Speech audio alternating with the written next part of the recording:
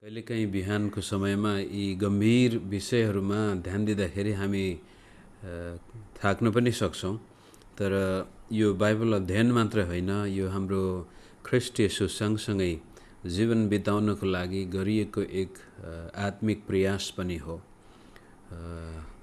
त्यसै कारण बाइबल अध्ययन गर्दाखेरि यसको प्रत्यक्ष असर चाहिँ हाम्रो व्यक्तिगत जीवनमा पर्नु नै पर्छ।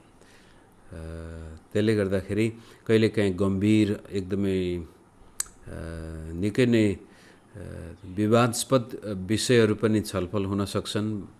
तर ती सबैको बीचबाट परमेश्वर मसँग के बोल्न चाहनुहुन्छ भन्ने कुरा चाहिँ हामीले बिर्सनु हुँदैन। र त्यति मात्र नभएर हामीले जीवन जिउन पनि बिर्सनु हुँदैन। प्रत्येक दिन ख्रीष्ट येशूमा आनन्दित भएर रमाएर जिउन चाहिँ सक्नुपर्छ। त्यसको लागि बिहान हाम्रो कस्तो प्रकारको टोन सेटिङ हुन्छ, बिहान उठ्दाखेरि तपाईँ र मैले कसरी आफ्नो दिनचर्यालाई सुरु गर्दछौँ त्यसले दिनभरि असर गर्दछ। त बिस्तराबाट बाहिर निस्कन अगाडि कस्तो प्रकारको मुड लिएर तपाईँ निस्कनुहुन्छ त्यसले लगभग दिनभरिको तपाईँ मेरो जीवनको अवस्थालाई निर्धारण गर्न सक्छ। त वचनमा ध्यान दिनुको मुख्य उद्देश्य हाम्रा आफ्ना कमी कमजोरीका बावजुद पनि परमेश्वरको वचनलाई हामीले जीवनमा काम गर्न दियौँ, पवित्र आत्मालाई अगुवाई गर्न दियौँ भने सायद हाम्रो बिहानको वातावरण एकदमै आइडियल आदर्शपूर्ण नहुन सक्छ, र पनि जीवनका हरेक उतार चढावको बीचबाट पनि परमेश्वरलाई मनपर्दो जीवन हामी बिताउन सक्छौँ। त्यो चाहिँ कहिले पनि हामी नबिर्सौँ होला। क्रिस्चियन जीवन स्वर्गको लागि मात्र जिउने जीवन होइन। यहाँ तपाईँ र म कसरी जिउँदछौँ त्यसले हाम्रो स्वर्गीय जीवनलाई पनि असर गरिरहेको हुन्छ। कहिलेकाहीँ ख्रीष्ट येशूमा विश्वास गर्ने मित्रहरूलाई अथवा हाम्रो यो इभान्जेलिकल चर्चको सबैभन्दा ठुलो कमजोरी, अब हामी यहाँ यो शब्द फेरि कतिपय विश्वासीलाई नौलो हुनसक्छ तापनि नेपाली चर्च भन्दाखेरि सम्पूर्ण आउँछौँ, त्यहाँ रोमन क्याथोलिक चर्च त्यति छैनन् अझै पनि।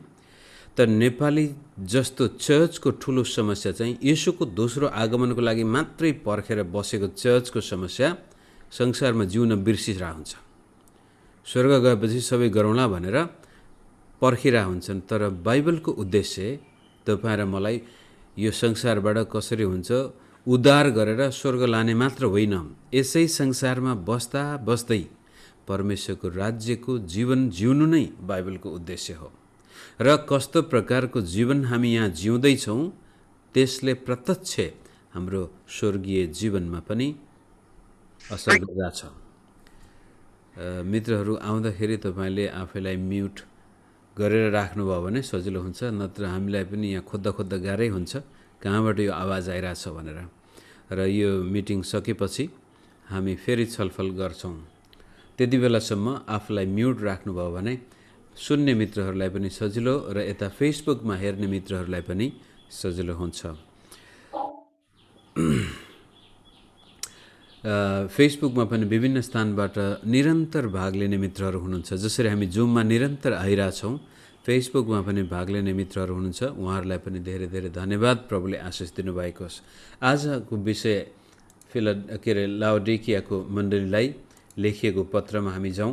प्रकाश 3को 14देखि 22सम्म हामी अन्तिम 7वटा मण्डलीलाई येशू प्रभुले लेख्नुभएका 7वटा पत्रहरू आज अन्तिम पत्रमा हामी आइपुगेका छौँ। अनि यो 7वटा चर्चलाई कतिपटक कुनै कुनै बाइबल व्याख्या गर्ने व्यक्तिले इतिहासका 7वटा कालखण्डमा विभाजन गरेर कहिलेकाहीँ अर्थको अनर्थ पनि लाएर प्रचार गरिएको सुनिया छ। जसै एफिसीको मण्डली पहिलो शताब्दीको, त्यसपछि स्मर्नाको मण्डली यो शताब्दीको, त्यो शताब्दीको, र भन्दै भन्दै आएर अन्त्यको समय हामीमा आएको छ अहिले।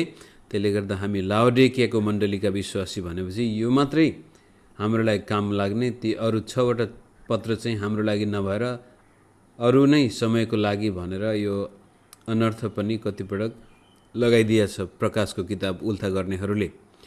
तर त्यसै कारण कतिपय सायद यहाँ पास्टर मित्रहरू, बाइबल स्कुल पढ्ने मित्रहरूलाई सायद भनेको सुन्नुभएको छ होला, प्रकाशको किताब पढ्न विद्वानहरूले लेखेको किताब पढ्नु आवश्यक छैन, किनभने यिनीहरूले झन् अर्थको अनर्थलाई दिएको छ। तर प्रकाशको किताबलाई पढेर त्यसपछि त्यसै किताबले भनेको पहिलो द सिम्पल सेन्स तपाईँले जे पाउनुहुन्छ त्यो नै अर्थपूर्ण छ हाम्रो विश्वासी जीवनको लागि। त यी 7वटा चर्चहरू सातै के भन्छ सम्पूर्ण चर्चहरू हुन्, सबै समयको लागि, सबै स्थानको लागि, र त्यहाँ हामीले आफ्नो अनुहार देख्दछौँ। यो ऐना हो। त आज लाउडिकियाको मण्डलीमा हामी आछौँ। आउनुहोस् हामी 14 पदबाट पढौँ। अनि लाउडिकियाका मण्डलीलाई अथवा मण्डलीका दूतलाई यो लेख, यी कुरा आमेन, विश्वासयोग्य, साँचो साक्षी र परमेश्वरका सृष्टिको शासकले भन्दछ।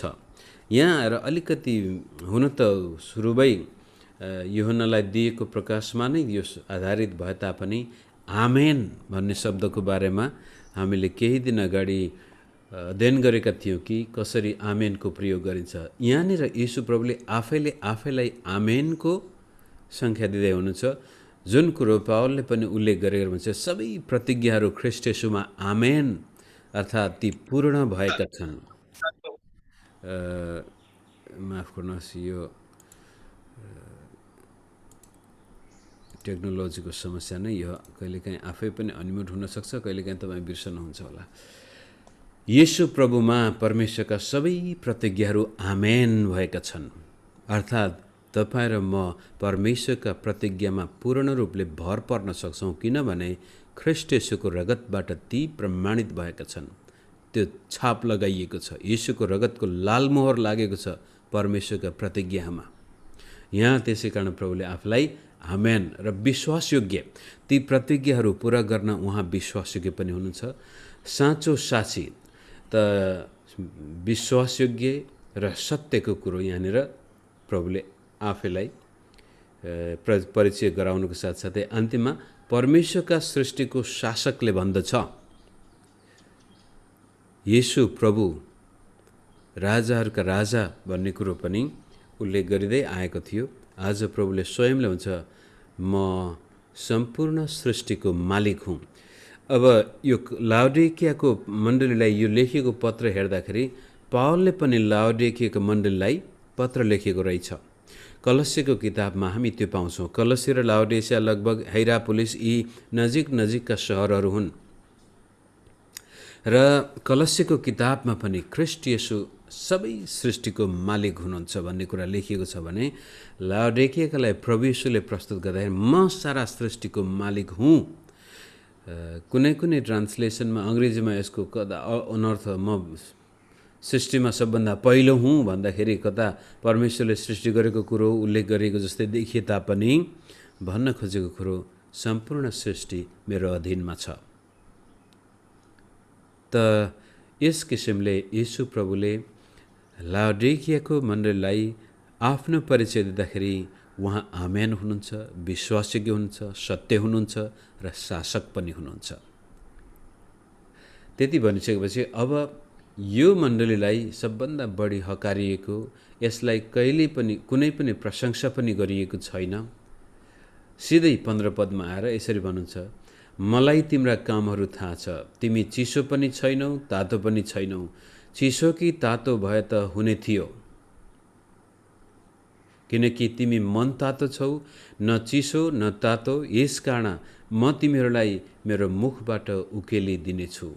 म धनी छु र मसित धन सम्पत्ति छ र मलाई केही कुराको खाँचो छैन भने तिमी भन्दछौ, तर तिमीलाई थाहा छैन कि तिमी दुखी, दयनीय, दरिद्र, अन्धा र नाङ्गा छौ।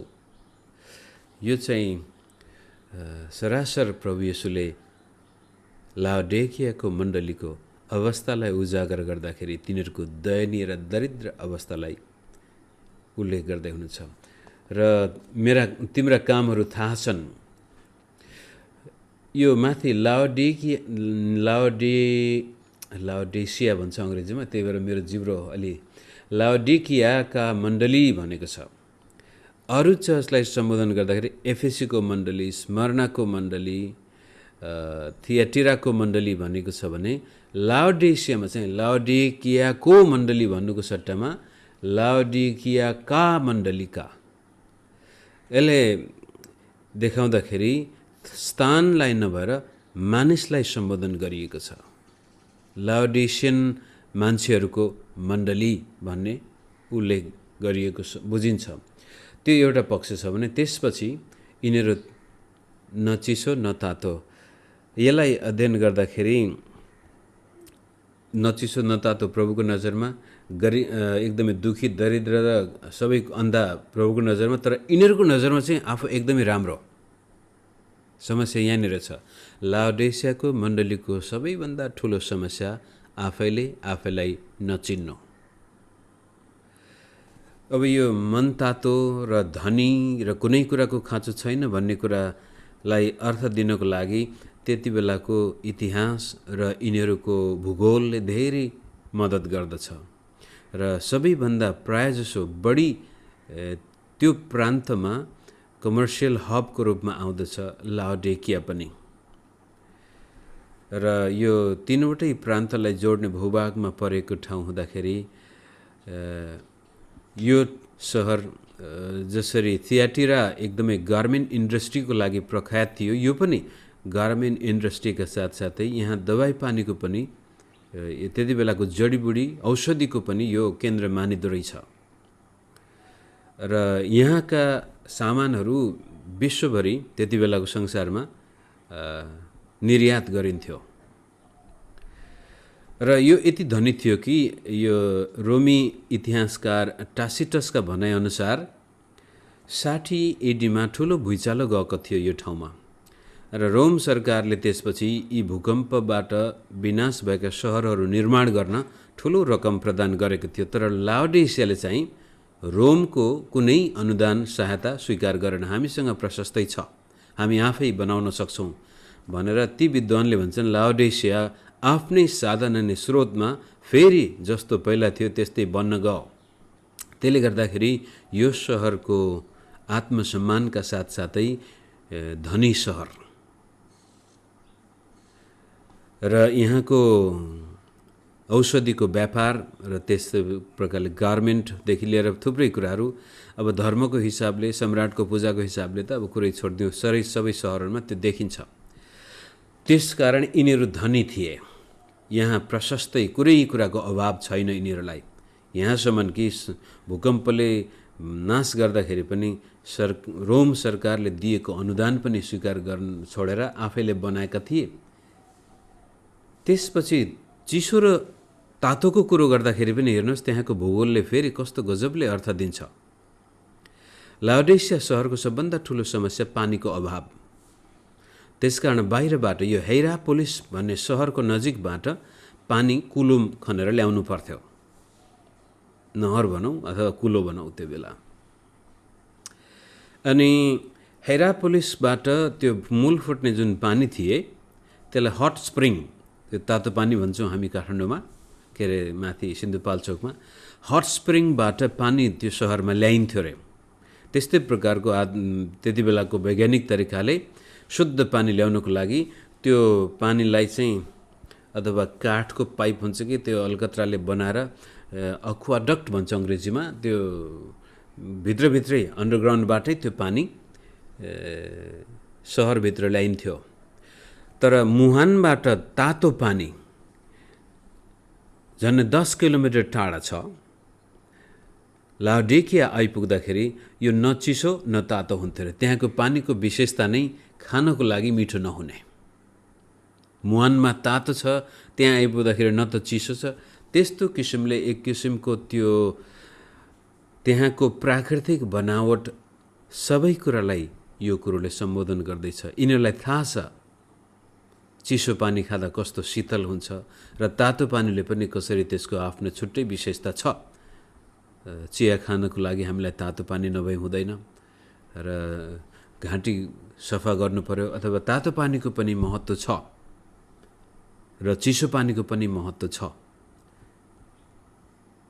तर जब मन तातो हुन्छ न त त्यसले हाम्रो तातो पानीले गर्ने काम गर्छ न त चिसो पानीले दिने त्यो शीतल प्यास बुझाउँछ। यस किसिमले बाइबल अध्ययन गर्दाखेरि इतिहास र भूगोल हामीले अध्ययन गऱ्यौँ, त्यहाँको संस्कृतिलाई अध्ययन गऱ्यौँ भने अझ अर्थ पुग्न जान्छ।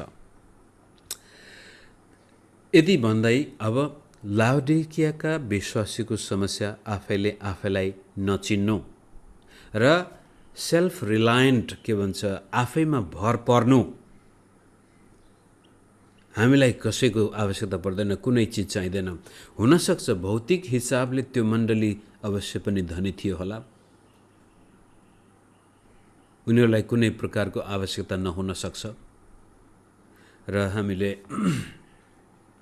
हिजो पनि हेर्दै थियौँ कि फिलाडेल्फियाभन्दा अर्को मण्डलीलाई हेर्दै थियौँ कि सतावटभन्दा, यो सार्डिसको मण्डलीको सतावटभन्दा सम्पन्नता र स्वतन्त्रताले मण्डलीमा चिसोपना ल्याउँछ अथवा मण्डली मृत्युतिर जान्छ।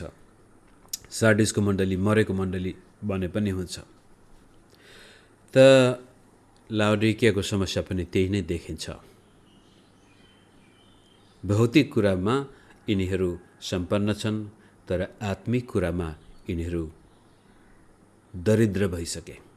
अनि हुन त मत्तीको सुसमाचार धन्य आत्मामा दीन हुनेहरू, धन्य, लुकाले भने धन्य गरिब हुनेहरू, येशू प्रभुले भने म गरिबलाई सुसमाचार सुनाउन आए। यस्तो प्रकारको गरिबी होइन, यो उल्टो गरिबी हो।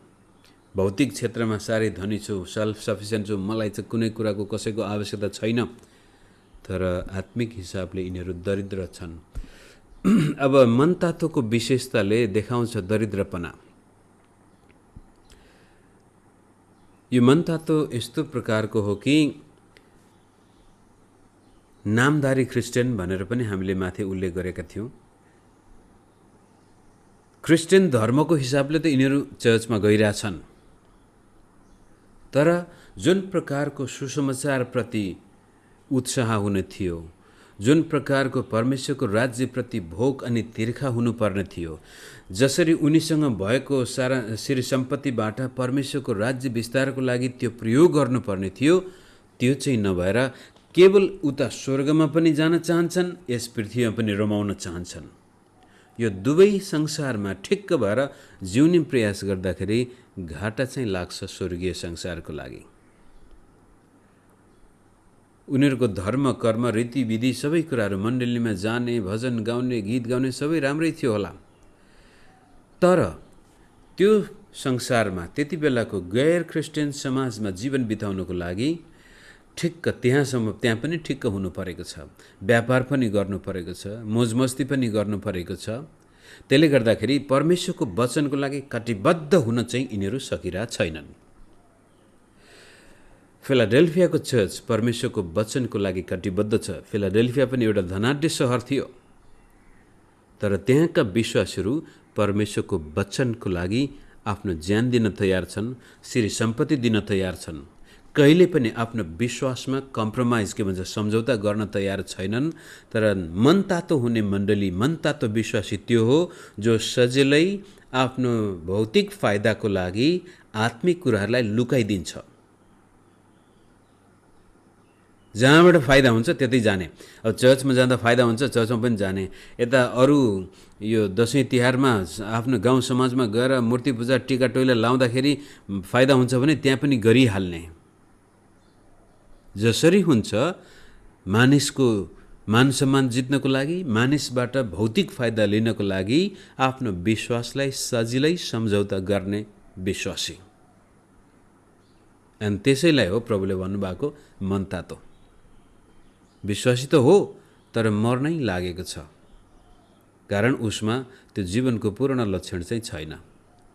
अनि उनीहरूले म धनी छु, मसित धन सम्पत्ति छ, मलाई केही कुरोको खाँचो छैन, यो चाहिँ आफैमा निर्भर भएको, मलाई चाहिँदैन। है यस्ता प्रार्थना गर्नुपर्ने, मेहनत गर। कहिलेकाहीँ तपाईँले सुन्नुभएको छ कति प्रार्थना गर्ने, अलिकति मेहनत पनि गर भन्न खोजे त राम्रै हो, तर मेहनतले मात्रै हाम्रो जीवनमा हुँदैन।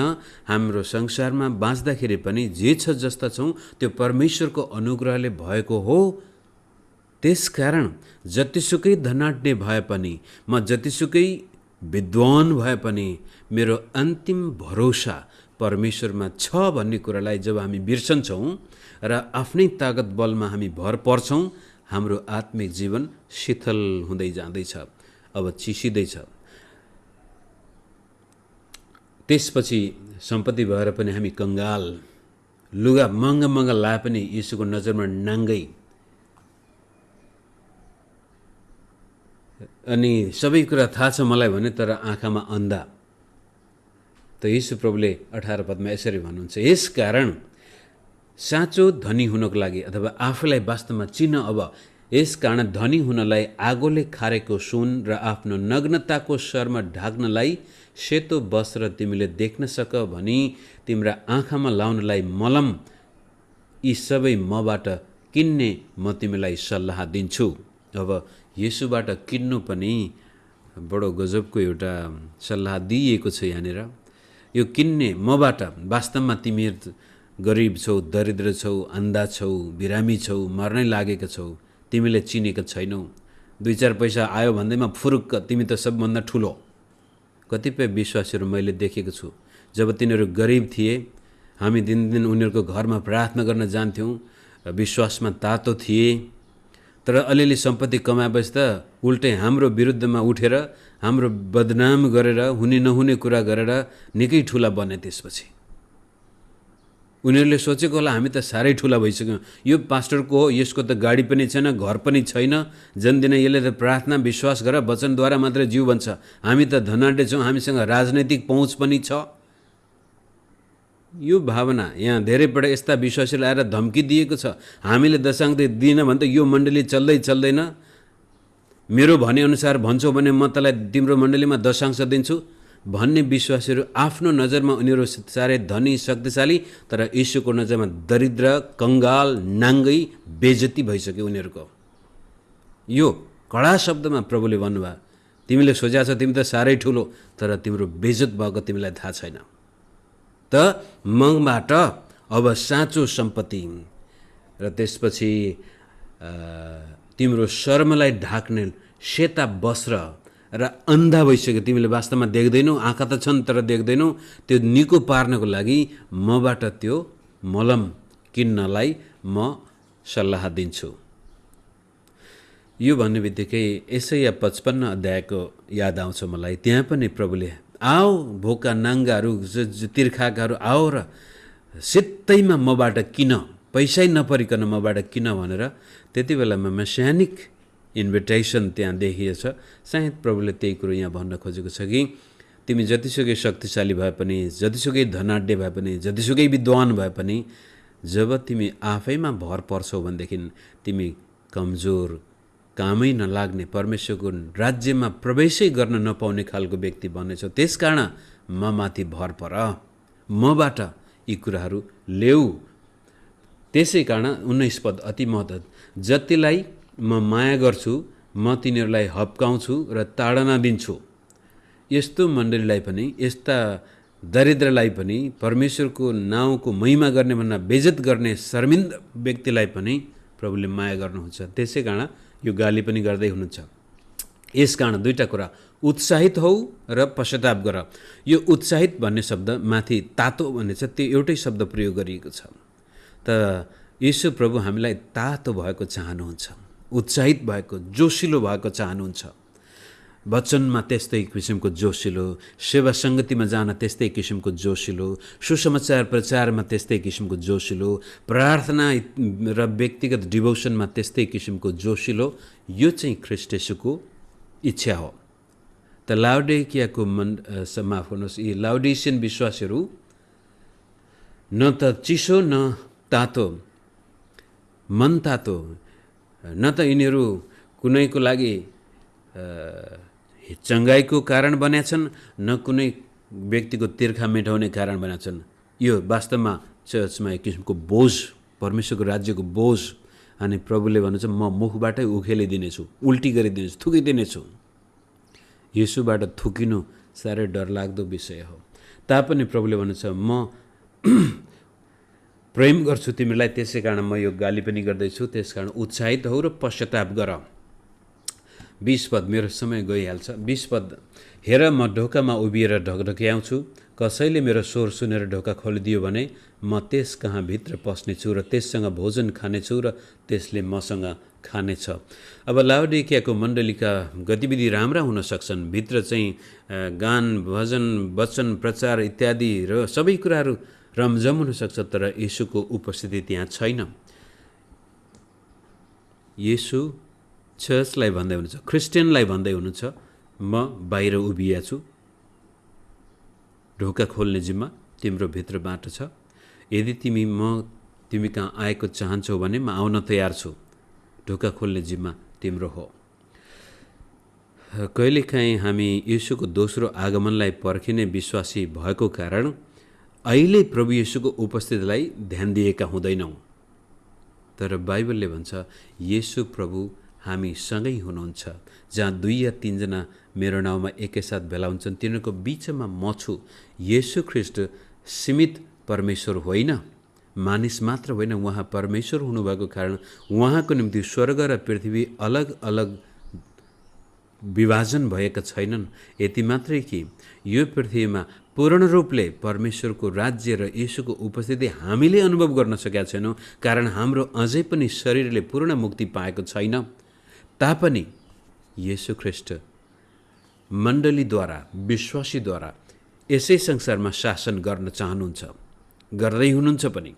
तर कतिपटक विश्वासीले चाहिँ उही येशूको दोस्रो आगमन पर्खेर अहिले चाहिँ जसोतसो यस संसारमा दुःख पाइरहेको जस्तो लाग्छ। होइन, येशू ख्रीष्ट तपाईँ र म कहाँ हर दिन आउन चाहनुहुन्छ, सँगसँगै जीवन बिताउन चाहन्छ।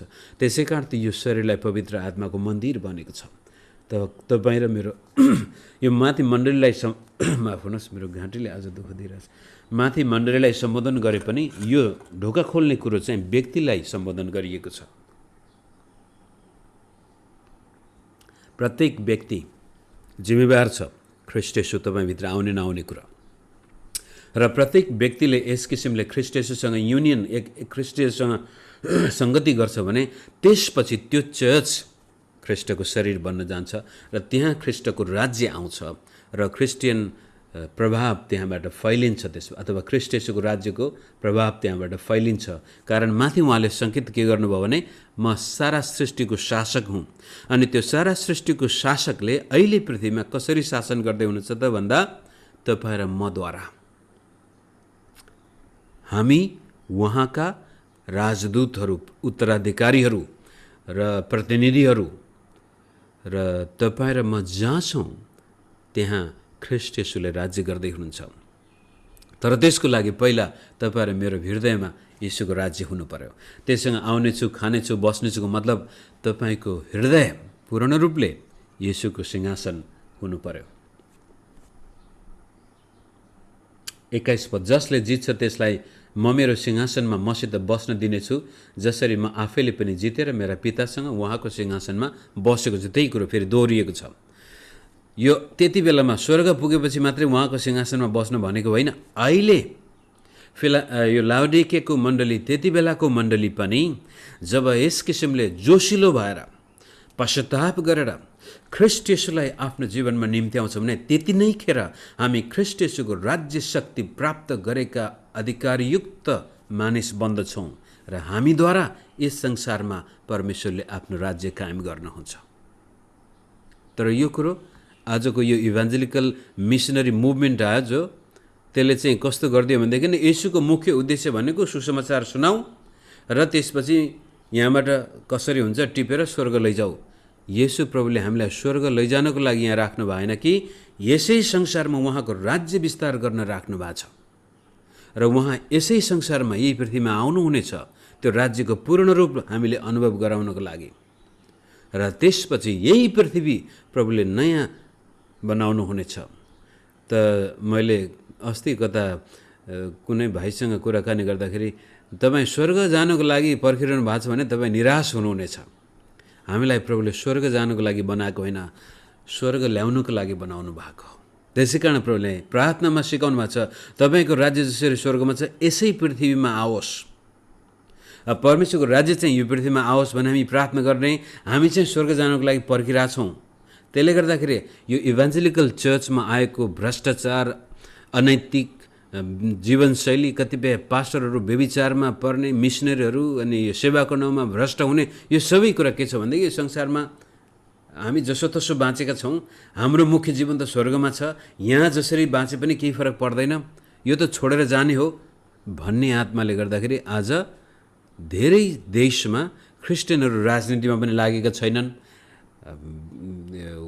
जर्नलिस्ट पनि छैनन्, वकिलहरू पनि छैनन्, न्यायाधीशहरू पनि छैनन्। हरेक देशमा हेर्नुहोस्, यी सबै राज्य संस्थाका राज्य सञ्चालन गर्ने ठाउँमा ठुल्ठुला ओहदामा गैर क्रिस्चियन हुनुको कारण के भनेदेखि गएको 150-200 वर्ष अगाडिदेखि नै यो यस्तो प्रकारको शिक्षा आयो कि हामी चाहिँ स्वर्ग जानको लागि, प्रभु आउनुको मतलब हामीलाई यो संसारबाट उद्धार गरेर स्वर्ग लानुको लागि होइन। यसै पृथ्वीमा परमेश्वरले आफ्नो राज्य स्थापना गर्न चाहनुहुन्छ र त्यसैको लागि प्रभुले हामीलाई यहाँ राख्नु भएको छ। र जबसम्म हामी त्यो देख्दैनौँ पूर्ण रूपले, तबसम्म हाम्रो जिम्मा यसै संसारमा बस्दाखेरि नै स्वर्गीय जीवन जिउने हो। त तपाईँ कसरी जिउँदै हुनुहुन्छ? फिलाडेल्फियाको मण्डलीको समस्या, परमेश्वरको राज्य बिर्सेर यसै संसारको राज्यमा व्यस्त छन्। उनीहरू सम्पत्तिको पछि लागेका छन्, सम्मानको पछि लागेका हुन सक्छन्, अनि विलासिताको पछि लागेका हुन सक्छन्, जसले गर्दाखेरि सुसमाचारप्रति, परमेश्वरको राज्यप्रति जुन प्रकारको जोस हुनुपर्ने थियो त्यो सेलायो। यति भन्दै उहाँले यो 7वटा जसको कान छ त्यसले सुनोस्, पवित्र आत्माले मण्डलीहरूलाई के भन्दै हुनुहुन्छ। तपाईँ र म अहिले नै येशूको सिंहासनमा बसेर राज्य गर्ने व्यक्तिहरू हौँ। उहाँको राज्य फैलाउन प्रभुले हामीलाई यहाँ राख्नुभएको छ। त्यसको लागि चाहिन्छ जोस, भोक, तिर्खा परमेश्वरको राज्यको लागि।